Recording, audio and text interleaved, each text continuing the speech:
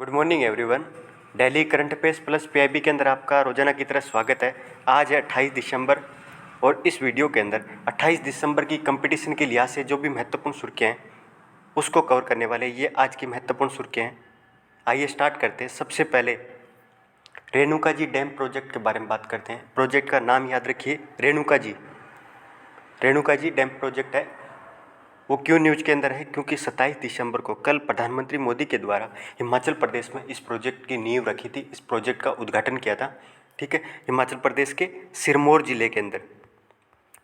वैसे रेणुका झील है इस हिमाचल प्रदेश के अंदर, रेणुका झील भी है जो भारत की सबसे छोटी झील के नाम से भी जाना जाता है, रेणुका झील। ठीक है, तो उससे आप रिलेट करके याद रखिए। ये प्रोजेक्ट यमुना की सहायक नदी गिरी नदी पर 6700 करोड़ रुपए का प्रोजेक्ट है, जिसका उद्घाटन प्रधानमंत्री के द्वारा किया गया है। तो गिरी नदी किसकी सहायक नदी है? तो यमुना की सहायक नदी है। तो एक और फैक्ट है जो याद रखने लायक है। ठीक है, यदि जब ये प्रोजेक्ट वगैरह जब कंप्लीट हो जाएगा तो इसकी स्टोरेज कैपेसिटी, ये बांध है जो डैम है, इसकी कैपेसिटी कितनी रह जाएगी? वो 498 मिलियन क्यूबिक मीटर है। इतना मीटर पानी है वो स्टोरेज वगैरह कर सकेगा, जिससे दिल्ली की 40% यानी 40% पानी की जो आवश्यकता है, पीने के पानी की आवश्यकता है, वो दिल्ली की पूरी कर सकता है। ये डैम जब जब निर्माण वगैरह हो जाएगा, दिल्ली के अंदर आप देख सकते हो लगभग 2 से सवा 2 करोड़ पॉपुलेशन है, तो उसकी 40% 40% आवश्यकता है वो इस प्रोजेक्ट के माध्यम से पूरी की जा सकती है। ये एक बहुउद्देश्य प्रोजेक्ट है, मल्टी पर्पज एक प्रोजेक्ट है जो 40 मेगावाट बिजली का भी उत्पादन रेणुका जी डैम प्रोजेक्ट के माध्यम से किया जाएगा। पहले 2019 के आसपास इस प्रोजेक्ट पर 6 राज्यों ने हस्ताक्षर किए थे, उसके बाद में ये प्रोजेक्ट संभव हो पाया है। हालांकि ये प्रोजेक्ट है लगभग 30 सालों से लगातार इस प्रोजेक्ट को लेकर बात होती रही है, लेकिन इन 6 राज्यों के बीच में सहमति नहीं बन पाई थी। कौन कौन से राज्य हैं? दिल्ली, हरियाणा, उत्तर प्रदेश, हिमाचल प्रदेश, उत्तराखंड एवं राजस्थान। राजस्थान भी इसमें के अंदर शामिल है। तो 6 राज्य हैं, इन्होंने 2019 के अंदर इस प्रोजेक्ट पे साइन किया था। ठीक है, रेणुका जी जो बांध परी बहुउद्देश्य परियोजना है उस पर एक तरह से सहमत हुए थे। पिछले 30 सालों से जो विवाद चल रहा था उस पर सहमत हुए थे, तब जाके ये डैम वगैरह है इसका निर्माण किया जा रहा है। तो आप याद रखना दोस्तों। नेक्स्ट, आर्म फोर्स आस्पा एक्ट के बारे में बात करते हैं। कौन से एक्ट के बारे में? आस्पा, जिसका पूरा नाम है arm force special power act. 1958 के अंदर ये एक्ट आया था। और क्यों सुर्खियों के अंदर है, सबसे पहले आपको तो ये बता देता हूँ, उसके बाद में एक्ट के बारे में डिटेल से बात करेंगे। ये क्यों न्यूज़ के अंदर है? क्योंकि पीछे महीने भर पहले एक कंट्रोवर्सी हुई थी नागालैंड के अंदर। नागालैंड के अंदर क्या है कि कुछ दिहाड़ी मजदूर थे, वो पिकअप के अंदर काम करके घर लौट रहे थे शाम को, लेकिन भारतीय सेना के द्वारा उनको, ये एक आतंकवादी संगठन, अलगाववादी संगठन है एनसीएन के, जो खापलांग है ना, एनसीएन के खापलांग एक अलगाववादी आतंकवादी संगठन है, और उसके आतंकवादी सदस्य समझ के भारतीय सेना के द्वारा इन दिहाड़ी मजदूरों पे हमला किया था। ठीक है, अभियान चलाया था। उसकी वजह से लगभग 11 से 12 नागालैंड के ये दिहाड़ी मजदूर थे, उनकी डेथ हो गई थी। तो उसकी वजह से नागालैंड में बहुत ज़्यादा एक तरह से क्या ब्लॉकेज वगैरह हुआ था, और बहुत ज़्यादा क्या कि मुद्दा, इसकी वजह से सरकार के द्वारा, केंद्र सरकार के द्वारा नागालैंड राज्य से सशस्त्र बल विशेष अधिकार अधिनियम 1958 को वापस लेने की संभावना का अध्ययन करने के लिए एक समिति का गठन किया गया है। हाई लेवल एक कमेटी है, एक पैनल है, इसका निर्माण किया है। किसकी अध्यक्षता के अंदर? इसकी अध्यक्षता गृह मंत्रालय के एक अतिरिक्त सचिव जो पूर्वोत्तर मामले को हैंडल करता है, उसके अध्यक्षता के अंदर एक पैनल का गठन किया गया है। वो ये एनालाइज करेगा कि नागालैंड से आस्पा एक्ट को हटाना चाहिए या नहीं हटाना चाहिए। तो ये मेन, इसलिए ये सुर्खियों के अंदर थे। ठीक है, और यही डिसाइड करेगा कि नागालैंड को अशांत क्षेत्र है, ठीक है, उसकी अधिसूचना और नागालैंड से आस्पा को वापस लेने समिति की सिफारिशों के आधार पर होगा। क्योंकि सरकार के द्वारा जुलाई 2021 के अंदर नागालैंड को फिर से 6 महीने के लिए अशांत क्षेत्र घोषित किया था इसी एक्ट की धारा 3 के अंतर्गत। और न केवल 6 महीने के लिए बढ़ाया था, बल्कि क्या है कि पूरे नागालैंड को अलगाववादी और क्या है कि अहिंसा के मामले के अंदर अशांत क्षेत्र घोषित किया था, और वहाँ पे पूरे राज्य के अंदर क्या है कि आस्पा को लगा दिया था। तो उसी चीज़ को रिवाइव करने के लिए ये कंट्रोवर्सी हो गई, उसकी वजह से क्या है कि कमेटी का पैनल का गठन किया गया है। और नागालैंड के द्वारा भी लगातार मांग की जा रही है कि इस आस्पा को इस डेकोरेटिव एक्ट को हटाया जाए। ठीक है, सरकार ने क्या किया था, आपको मैंने पहले बता दिया कि गृह मंत्रालय ने आसपा एक्ट की धारा 3 के तहत प्राप्त शक्तियों का इस्तेमाल करते हुए समूचे नागालैंड है उसको अशांत क्षेत्र घोषित किया था जुलाई 2021 के अंदर। ठीक है, अब अपन एक्ट के बारे में बात करते हैं। 1958 का जो ये सबसे पहले 1958 के अंदर एक्ट आया था, और उसके बाद में पूर्वोत्तर भारत में जैसे क्या है कि संविधान वगैरह लागू हुआ था, उसके बाद में क्या है कि पूर्वोत्तर भारत है, वहाँ पे बहुत ज़्यादा अलगाववाद था, हिंसा वगैरह थी, विदेशी आक्रमण वगैरह, इनकी वजह से क्या है कि बहुत ज़्यादा अशांत क्षेत्र था पूर्वोत्तर भारत संविधान लागू होने के बाद। इसलिए 1958 के अंदर एक्ट लाया गया था, और 1958 के अंदर सबसे पहले असम और मणिपुर के अंदर अशांत क्षेत्र घोषित करके आसपा एक्ट को लगाया था, और बाद में 1972 के अंदर असम, त्रिपुरा, मेघालय, अरुणाचल प्रदेश, मिजोरम, नागालैंड ऐसे करके पूरा जो समूचा पूर्वोत्तर भारत है, क्योंकि 1972-73 के आसपास जब 1971 का भारत और पाकिस्तान का युद्ध हुआ था बांग्लादेश को लेके, उसके बाद में शरणार्थियों की बहुत ज़्यादा बड़ी स्तर पे मास स्केल पे क्या कि शरणार्थियों की समस्याओं का सामना करना पड़ा था, और उसके बाद से लगातार पूर्वोत्तर भारत के अंदर अलगाववाद वगैरह बहुत ज़्यादा बढ़ा था। ठीक है, तो उसकी वजह से पूर्वोत्तर भारत के जितने भी 7 से 8 राज्य वहाँ पे 1972 से ये आसपा एक्ट को लगा दिया था। हालांकि त्रिपुरा के अंदर 1997 के अंदर लगाया था, लेकिन 2015 के अंदर त्रिपुरा से आसपा एक्ट को हटा दिया था। ये फैक्ट भी यहाँ पे याद रखिए। इस एक्ट के अंतर्गत क्या शक्ति वगैरह रहती है उनको बात कर लेते हैं दोस्तों। इस अधिनियम की धारा 3 के अंतर्गत राज्य सरकार की राय के आधार पर राज्य सरकार ये राय देती है कि यहाँ पे अलगाववाद बढ़ रहा है, यहाँ पे अशांति वगैरह बढ़ रही है, हिंसाएं वगैरह हो रही है। ठीक है, तो आप यहाँ पे इसको किसी क्षेत्र को या पूरे राज्य को राज्यपाल की रिपोर्ट के आधार पे गृह मंत्रालय के द्वारा किसी क्षेत्र को अशांत क्षेत्र या डिस्टर्ब क्षेत्र घोषित किया जाता है, और कम से कम एक घोषणा है वो 3 महीने के लिए घोषित करी जाती है। जैसे ही किसी क्षेत्र को राज्य से जो वहाँ का स्टेट वगैरह रहता है जहाँ अशांति वगैरह रहता है वो सिफारिश करता है गृह मंत्रालय को, और उसी की रिपोर्ट के आधार पे क्या है कि गृह मंत्रालय के द्वारा लगाया जाता है, लेकिन कम से कम 3 महीने लगाया जाता है। जैसे ये किसी क्षेत्र को अशांत क्षेत्र घोषित किया जाता है तो वहाँ पे स्पेशल फोर्स है, आर्मी वगैरह है, वो तैनात कर दी जाती है। ठीक है, आर्मी को क्या क्या अधिकार रहते हैं दोस्तों। आर्मी एक तो बिना क्या कि किसी वारंट के उसको गिरफ्तार कर सकती है उस क्षेत्र के अंदर, और सशस्त्र बल बिना वारंट के, यानी बिना वारंट के गिरफ्तार करना, बिना वारंट के तलाशी वगैरह लेना, घर की तलाशी वगैरह ली जा सकती है। कोई व्यक्ति अशांति वगैरह फैलाता है, यदि बार बार कानून वगैरह तोड़ता है तो शूट आउट का भी ऑर्डर रहता है, यानी मृत्यु दंड तक की सज़ा आर्म फोर्स को ऑन द स्पॉट देने का अधिकार रहता है। तो ये चीज़ ये कठोर क्या कि कानून है। यदि कोई विद्रोही वगैरह उपद्रवी वगैरह है, उसके घर या बिल्डिंग वगैरह है तो ढांचा वगैरह उसको ध्वस्त करने का अधिकार वगैरह हो गया, वाहन की तलाशी करना, ये इस तरह के राइट्स वगैरह है वो कोई भी अशांत क्षेत्र रहता है वहाँ पे आर्मी के द्वारा किया जाता है। एक तरह से आर्मी का मुख्य काम ये रहता है कि उस अशांत क्षेत्र की जो अशांति है उसको समाप्त करना, और वहाँ पे एक लॉ एंड ऑर्डर है यानी कानून और व्यवस्था है उसको मेंटेन करना। तो ये मुख्य तौर पे काम रहता है। तो मैंने आपको डिटेल से बताया, इसके फैक्ट वगैरह आप याद रखना। अगला दोस्तों, टोकनाइजेशन को लेकर आरबीआई के द्वारा एक नए दिशा निर्देश है वो जारी किए गए, गाइडलाइन आरबीआई के द्वारा जारी की गई है। ये इंडियन एक्सप्रेस का आर्टिकल है। आइए जानते हैं। भारतीय रिजर्व बैंक ने कार्ड ऑन फाइल टोकनाइजेशन के जो मानदंड है उनकी क्रियान्वयन की तारीख है वो 6 महीने से बढ़ाकर 30 जून 2022 कर दी गई, क्योंकि आरबीआई के द्वारा टोकनाइजेशन को लेके नए दिशा निर्देश या रूल्स वगैरह है वो जारी करने वाली थी। लेकिन अभी क्या है कि जो सार्वजनिक क्षेत्र की बैंक वगैरह है, पब्लिक सेक्टर बैंक है, उनके द्वारा सरकार से मांग की थी, आरबीआई से मांग की थी, आप क्या है कि जो ये मानदंड वगैरह है उनको 6 महीने आगे बढ़ा दीजिए ताकि उसके बाद में आप लागू करिए। क्योंकि अभी इतना नए तो पब्लिक सेक्टर बैंक वगैरह हैं वो तैयार है, और नए क्या है कि डिजिटल कंपनियां वगैरह हैं वो क्या है कि अभी उस लेवल पे तैयार है कि टोकनाइजेशन के जो नियम वगैरह हैं आरबीआई के उनको पालन किया जा सके।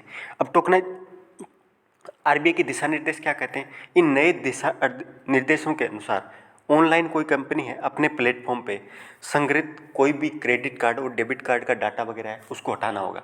यानी कोई भी क्या है कि ऑनलाइन प्लेटफॉर्म है जैसे पेटीएम है या कोई भी फ्लिपकार्ट हो गया, अमेजोन हो गया, उनके द्वारा जब डेबिट कार्ड और क्रेडिट कार्ड है, जब अपन कोई भी ट्रांजेक्शन वगैरह करते हैं, debit card credit card use करते हैं, तो उनके ओरिजिनल डाटा है उसको इन कंपनियों को हटाना पड़ेगा, और इसकी बजाय उपभोक्ताओं का जो कार्ड वगैरह है उसको सुरक्षित रूप से रखने के लिए जो डाटा वगैरह है उसको टोकनाइजेशन के अंदर बदलना पड़ेगा, यानी एक टोकन सर्जित करना पड़ेगा। डेबिट कार्ड के जो ओरिजिनल डाटा है उसको हटा के उसकी जगह एक टोकन का निर्माण करना पड़ेगा। ये नए दिशा निर्देश के अनुसार है। ठीक है, आइए थोड़ा सा और जानते हैं टोकनाइजेशन होता क्या है। टोकनाइजेशन दोस्तों, जब सबसे पहले अपन क्या करते हैं, कोई भी क्या कि ट्रांजेक्शन करते हैं, ऑनलाइन ऑर्डर किया, चलो फ्लिपकार्ट से कोई ऑर्डर कर रहे हैं, आपकी ट्रांजेक्शन कंप्लीट हो गई, ठीक है, डेबिट कार्ड के माध्यम से या क्रेडिट कार्ड के माध्यम से। तो इसके अंदर क्या किया जाता है, जब अपन ने पेमेंट के रूप में डेबिट कार्ड का यूज किया था और जो कार्ड की इन्फॉर्मेशन वगैरह रहती है, नाम, कार्ड के नंबर वगैरह, ओटीपी वगैरह, जो ओटीटी वगैरह, जो कुछ भी इस तरह की चीज़ें, वो कार्ड की जो इन्फॉर्मेशन रहती है उसको एक टोकनाइजेशन ऐप आता है, उसके माध्यम से इन ऑनलाइन जो भी कंपनियां वगैरह हैं उनको टोकनाइजेशन ऐप के माध्यम से जो कार्ड की इन्फॉर्मेशन है उसके लिए एक स्पेसिफिक टोकन का सर्जन करना पड़ता है। ठीक है, इसके माध्यम से मर्चेंट क्या करता है, टोकन को यूज करता है और सर्विस सेंड क्या है कि टोकनाइजेशन इन्फॉर्मेशन एक्वायरिंग बैंक, जो भी बैंक से कोई भी इन्फॉर्मेशन वगैरह एक्वायर की थी उसको टोकन के अंदर बदल के दे देता है। ठीक है, और इस तरह की एक प्रोसेस वगैरह है जिनको आप देख सकते हो। मेन चीज़ ये रहता है कि जो कार्ड की जो इन्फॉर्मेशन है उसको आप ओरिजिनल जो इन्फॉर्मेशन है उसको हटाओ, उसके बजाय एक स्पेसिफिक टोकन है उसका एक यूनिक सा टोकन सर्जित कर दो। तो ये काम किया जाता है। इससे क्या फ़ायदा रहता है दोस्तों, टोकनाइजेशन से क्या फ़ायदा रहता है, टोकनाइजेशन से एक तो क्या है कि सुरक्षित लेन देन रहता है, यानी जो कार्ड की मेन इन्फॉर्मेशन रहती है, सेंसिटिव इन्फॉर्मेशन रहती है, वो सेव न करके उसकी जगह एक टोकन सर्जित करना। ठीक है, तो एक तरह से सुरक्षित लेन देन को बढ़ावा देता है। दूसरी चीज़, व्यापारी के साथ साझा नहीं किया जा सकता, क्योंकि व्यापारी के साथ कार्ड इन्फॉर्मेशन है वो साझा नहीं किया जा सकती। ऑनलाइन जो प्लेटफॉर्म है वो बैंक के साथ मिल के टोकनाइजेशन का सर्जन करते हैं, जो भी बैंक से इन्फॉर्मेशन वगैरह या पेमेंट ट्रांजेक्शन कंप्लीट हुई थी, तो व्यापारी के साथ कार्ड की, debit card, credit card information वगैरह है उसको साझा नहीं किया जा सकता। तो ये एक सिक्योरिटी के दृष्टिकोण से बहुत एक कम बोझिल है, क्योंकि मान लो मैंने आज कोई भी फ्लिपकार्ट से कोई ऑर्डर वगैरह किया डेबिट कार्ड से माध्यम से, तो मेरे को क्या है, कोई भी ऑर्डर करता हूँ तो मेरे को नाम, कार्ड के नंबर, पीछे के जो सीवीवी नंबर्स हैं, इसके अलावा ओटीपी मैसेज वगैरह, मोबाइल नंबर, इस तरह की 4 से 7 से 6 7 एक जो डिटेल्स हैं वो आपको डालनी पड़ेगी। लेकिन जैसे आपका टोकनाइजेशन सर्जित हो जाता है तो आपको कुछ नहीं करना पड़ेगा, बस ओटीपी वगैरह के माध्यम से कोई भी ट्रांजेक्शन्स वगैरह है या कोई भी ऑर्डर वगैरह है वो कंप्लीट कर सकते हो। तो एक तरह से प्रोसेस वगैरह है वो बहुत ज़्यादा ईजी रहती है। तो ये टोकनाइजेशन था दोस्तों। अगला मदन मोहन मालवीय जी के बारे में बात करते हैं। थोड़ा सा टाइम ले रहा हूँ मैं। मदन मोहन मालवीय जी की जयंती के बारे में बात करते हैं। ये भारतीय प्रधानमंत्री के द्वारा 25 दिसंबर को पंडित मदन मोहन मालवीय है उनको श्रद्धांजलि अर्पित की थी। इनका जन्म लगभग 1867 के अंदर इलाहाबाद के अंदर हुआ था। तो इनके बारे में जानते हैं, जो परीक्षा के अंदर कोई फैक्ट वगैरह हैं वो काम आ सकते हैं। सबसे पहले तो ये याद रखिए दोस्तों कि महात्मा गांधी ने उनको महामना की उपाधि दी थी। तो पंडित मदन मोहन मालवीय हैं उनको महामना की उपाधि किसने दी थी, तो ये याद रखिए महात्मा गांधी ने। जबकि भारत के दूसरे राष्ट्रपति डॉक्टर एस राधाकृष्णन है, उन्होंने उनको कर्म योगी कहा था, कर्म योगी इनको कहा था। तो ये चीज़ भी याद रखिए। इसके अलावा जो मदन मोहन मालवीय जी हैं ये उदारवादी और राष्ट्रवादी और नरमपंथी और गरमपंथी जो धड़ा था उन दोनों के बीच में विचारधारा को मानने वाले नेता के रूप में जाना जाता है, क्योंकि इनके द्वारा गोपाल कृष्ण गोखले को के भगत होने के साथ साथ ये बाल गंगाधर तिलक का भी सम्मान करते थे। तो इसलिए इनको दोनों जो गरमपंथी और नरमपंथी दोनों विचारधाराओं के नेता के रूप में जाना जाता है। इनके विचार वगैरह थे उदारवादी भी थे और राष्ट्रवादी, साथ साथ उग्रवादी भी, थोड़े बहुत इस तरह के मीडियम मध्यम मार्ग के थे ये। ठीक है, मदन मोहन मालवीय। ठीक, ये चीज़ याद रखिए। इनको 1909 के अंदर, 1918 के अंदर, 1932 के अंदर और 1933 के अंदर कुल 4 बार ये कांग्रेस के अध्यक्ष रहे हैं। इससे अंदाज़ा लगा सकते हो ये कांग्रेस के एक बड़े नेता थे। ठीक है, कांग्रेस की जो कमेटी थी उसके 4 बार, ये कुल 4 बार अध्यक्ष हैं, जो याद रखने जरूरी नहीं है। मदन मोहन मालवीय जी ने गिरमिटिया मजदूरी प्रथा थी उसको समाप्त करने में महत्वपूर्ण भूमिका निभाई थी। गिरमिटिया मजदूरी प्रथा थी उसको समाप्त करने के अंदर सबसे महत्वपूर्ण भूमिका किसने निभाई थी, तो मदन मोहन मालवीय जी ने। ये है क्या दोस्तों कि 1833 के अंदर जब दास प्रथा का अंत हुआ था, ये याद रखिए कि 1833 के अंदर किस प्रथा का अंत हुआ था? दास प्रथा का। ठीक है, तो उसके बाद में जो ब्रिटिश कंपनी वगैरह है उनके द्वारा वेस्ट इंडीज के अंदर, अफ्रीका के अंदर और दक्षिण पूर्व एशिया के अंदर जो भी ब्रिटिश कॉलोनियाँ वगैरह थी, एक तो कैरिबियन आइलैंड वगैरह है जहाँ पे वेस्ट इंडीज हो गया, अफ्रीका के अंदर और दक्षिण पूर्व एशिया के अंदर जो भी ब्रिटिश कॉलोनियाँ थी, वहाँ पे चीनी, कपास और चाय के बागानों के अंदर साथ साथ जो रेलवे निर्माण के लिए भारतीय मजदूर वगैरह लेकर ब्रिटिश कंपनी के द्वारा जाया जाता था, तो उसको गिरमिटिया प्रथा कहा जाता था कि विदेश के अंदर क्या है कि इनको काम करने के लिए ले जाना, जो भी ब्रिटिश कॉलोनियाँ जहाँ भी विश्व के अंदर थी तो वहाँ पे, तो इसलिए इस प्रथा को अंत करने में महत्वपूर्ण भूमिका मदन मोहन मालवीय जी ने निभाई थी। इन्होंने 1905 के अंदर गंगा महासभा की स्थापना की थी। तो ये फैक्ट भी याद रखिए, गंगा महासभा की स्थापना कब हुई थी? 1905 में। और किसके द्वारा की गई थी? ये 11 साल तक 1900 इस तरह के, क्योंकि कथन के रिलेटेड एग्जाम के अंदर पूछ लेते हैं कि मदन मोहन मालवीय जी के 11 वर्ष तक लगातार 1909 से लेके 1920 तक इंपीरियल लेजिस्लेटिव जो काउंसिल थी उसके भी सदस्य रहे थे। ठीक है, ये फैक्ट भी याद रखिए। इसके अलावा इन्होंने सत्यमेव जयते जो शब्द है उसको सबसे ज़्यादा लोकप्रिय बनाने का काम इनके द्वारा किया गया था, मदन मोहन मालवीय जी के द्वारा। सत्यमेव जयते, एक आपसे क्वेश्चन पूछता हूँ कि ये कौन से उपनिषद से लिया गया था? सत्यमेव जयते है वो मुंडको उपनिषद था, उसके अंदर सबसे पहले इसका वर्णन मिलता है अपने को। तो मुंडको उपनिषद से सत्यमेव जयते शब्द लिया गया था। मालवीय जी ने क्या है कि 1916 के अंदर BHU की स्थापना की थी। अभी जो BHU है बनारस हिंदू विश्वविद्यालय, उसकी स्थापना किसने की थी 1916 के अंदर? तो पंडित मदन मोहन मालवीय जी ने की थी। तो ये फैक्ट भी आप याद रखिए। इनके द्वारा एक हिंदी साप्ताहिक समाचार निकाला गया था जिसका नाम क्या था? अभ्युदय। अभ्युदय जो समाचार पत्र है वो किसका है? तो याद रखना। ठीक है, और एक महत्वपूर्ण इनके द्वारा एक अंग्रेजी दैनिक अखबार, रोजाना एक दैनिक अंग्रेजी अखबार निकालते जिसका नाम क्या था? लीडर। तो लीडर न्यूज़पेपर किससे संबंधित है? पंडित जी से संबंधित है। और ये एक अंग्रेजी दैनिक अखबार था, ये भी याद रखिए। और सरकार के द्वारा इनको 2014 के अंदर मरणोपरांत भारत रत्न, भारत का सबसे बड़ा जो सम्मान है, उससे उनको नवाजा गया था 2014 के अंदर। तो ये की फैक्ट वगैरह थे जो परीक्षा के अंदर आ सकते हैं, जो पंडित जी से संबंधित अपन ने देखा। अगला दोस्तों, हाल ही के अंदर 110वीं एनिवर्सरी मनाई गई जब पहली बार जन मन गण जो भारत का राष्ट्रगान है वो गाया गया था। तो उसकी अभी 110वीं, क्योंकि 27 दिसंबर 1911 को, अभी 2021 तक इसको 110 साल हो गए टोटल। 27 दिसंबर 1911 को भारतीय राष्ट्रीय कांग्रेस का कलकत्ता के अंदर अधिवेशन हो रहा था और वहाँ पे पहली बार जन गण मन है वो गाया गया था। भारत का जो राष्ट्रगान है वो सबसे पहले कब गाया गया था? तो 1911 के अंदर कोलकाता अधिवेशन के अंदर। और उस कलकत्ता अधिवेशन के अध्यक्ष कौन थे? 1911 के अंदर जो कलकत्ता अधिवेशन हुआ था उसका अध्यक्ष कौन थे? बिशन नारायण धर, ये अध्यक्ष थे कोलकाता अधिवेशन के। और वहाँ पे पहली बार जन गण मन गाया गया था। तो ये फैक्ट वगैरह याद रखिए। और 1912 के अंदर सबसे पहली बार तत्वबोधिनी जो पत्रिका थी, देवेंद्र नाथ टैगोर की है ये पत्रिका, लगभग 1830-29 के आसपास ही इसको शुरू किया गया था। तो तत्वबोधिनी पत्रिका थी, उसके अंदर सबसे पहले प्रकाशित हुआ था भारत का राष्ट्रगान है वो 1912 के अंदर, ये भी फैक्ट याद रखिए।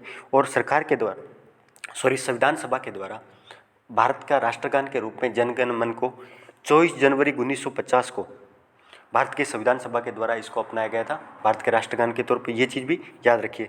और क्योंकि इसके रचयिता कौन थे? रविंद्रनाथ टैगोर। रविंद्रनाथ टैगोर हैं वो जनगण मन के रचयिता थे। और उन्होंने क्या कि बांग्ला के अंदर, बांग्ला भाषा थी उसके अंदर रचित किया था। और हिंदी भाषा के अंदर जो अनुवाद करने का श्रेय राष्ट्रगान का हिंदी भाषा के अंदर अनुवाद करने का श्रेय किसको दिया जाता है? सुभाष चंद्र बोस ने। ये चीज़ भी याद रखिए। आपसे एक क्वेश्चन वगैरह पूछता हूँ इंटरेस्टिंग सा, कि क्या यदि राष्ट्रगान कानून के माध्यम से बाध्य है कि राष्ट्रगान क्या कि हर एक व्यक्ति को, देश के नागरिक को ये गाना जरूरी है? तो आपसे मैं कमेंट बॉक्स में ज़रूर बताना कि क्या कानूनी रूप से किसी को राष्ट्रगान के लिए बाध्य किया जा सकता है या नहीं किया जा सकता। तो ये आप मेरे को जरूर फैक्ट बताना। लेकिन एक एक्ट है, prevention of insult of national honours, तो राष्ट्रीय सम्मान से जुड़ी हुई कुछ 1971 के अंदर एक्ट वगैरह आया था, prevention of insult to national honour act. तो इसके अंदर राष्ट्रगान हो गया, संविधान हो गया, और जो राष्ट्रगीत है उनका यदि अपमान वगैरह किया जाता है तो इसके तहत 1971 के एक्ट के तहत क्या है कि कोई भी सज़ा वगैरह का प्रावधान किया गया है। ठीक है, तो ये एक्ट वगैरह याद रखिए। लेकिन आपको बता देता हूँ कि किसी को कानूनी रूप से राष्ट्रगान गाने के लिए बाध्य नहीं किया जा सकता। ये भारत के अंदर कोई भी संसद के द्वारा कोई कानून नहीं बनाया गया, हालांकि अपमान नहीं किया जा सकता।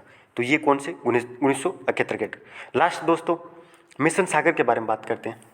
मिशन सागर क्यों न्यूज के अंदर है? क्योंकि भारत सरकार के द्वारा मोजाम्बिक, ये अफ्रीका का हिंद महासागर का तटवर्ती देश है, पूर्वी तटवर्ती देश है, जहाँ पे सरकार के द्वारा INS केसरी के माध्यम से कुछ हेल्प भेजी है। एक तरह से क्या है कि सहायता वगैरह कोविड के दौरान क्या है कि सिचुएशंस के अंदर खाद्य सामग्री INS केसरी के माध्यम से मिशन सागर के तहत मोजाम्बिक देश की हेल्प की है।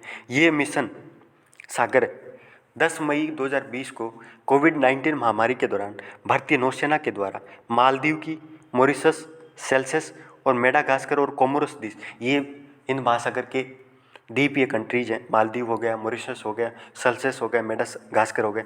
इन देशों की हेल्प करने के लिए, सहायता पहुंचाने के लिए भारतीय नौसेना के द्वारा ये मिशन स्टार्ट किया गया था 2020 के अंदर। तो ये याद रखना, ये केवल इन स्पेसिफिक देशों के लिए किया गया था जो हिंद महासागर के अंदर स्थित द्वीपीय देश हैं, उनकी हेल्प करने के लिए मिशन सागर भारतीय नौसेना के द्वारा स्टार्ट किया गया था। और इस मिशन के अंतर्गत INS केसरी के माध्यम से, तो INS केसरी याद रखिए, केसरी ये क्या है कि INS युद्धपोत है, जिसके माध्यम से खाद्य वस्तुएं वगैरह, कोविड-19 से संबंधित कोई भी दवाएं होगी या आयुर्वेदिक दवाएं, चिकित्सीय सहायता वगैरह है, वो इन द्वीपीय राष्ट्रों की मदद करने के लिए मिशन सागर स्टार्ट किया गया था। और विदेश मंत्रालय प्लस रक्षा मंत्रालय के संयुक्त प्रयास से भारतीय नौसेना के द्वारा यह मिशन चलाया जा रहा है, जिसमें कोविड रिलेटेड कोई भी हेल्प वगैरह की जाती है, दवाइयों से रिलेटेड, खाद्य आपूर्ति से संबंधित, चिकित्सा उपकरण हो गए, इनसे रिलेटेड। तो याद रखना मिशन सागर किससे संबंधित है? तो एक वंदे भारत मिशन है, वो भी वंदे भारत मिशन कल ग्राम सेवक की जो एग्जाम हुई थी उसके अंदर आया था और मैंने कवर भी कराया था। तो वंदे भारत मिशन है वो विदेश मंत्रालय के द्वारा शुरू किया गया था वायुसेना के साथ मिलकर, और जो कोविड के दौरान विदेशों के अंदर बसे भारतीयों की हेल्प करने के लिए, उनको भारत वापस लाने के लिए वंदे भारत मिशन स्टार्ट किया गया था। तो ये महत्वपूर्ण करंट अफेयर्स थी 28 दिसंबर की, और मुझे उम्मीद है दोस्तों कि आप लोगों को पसंद आएगी। और आपसे गुजारिश है कि इस चैनल को बढ़ाओ, आप जितने लोगों के साथ शेयर कर सकते हो उतना शेयर करिए, अपने जो भी करीबी फ्रेंड्स हैं उनको शेयर करिए ज़्यादा से ज़्यादा, ताकि और मैं अच्छी तरीके से आपके लिए कंटेंट लेके आ सकूं। धन्यवाद सभी का।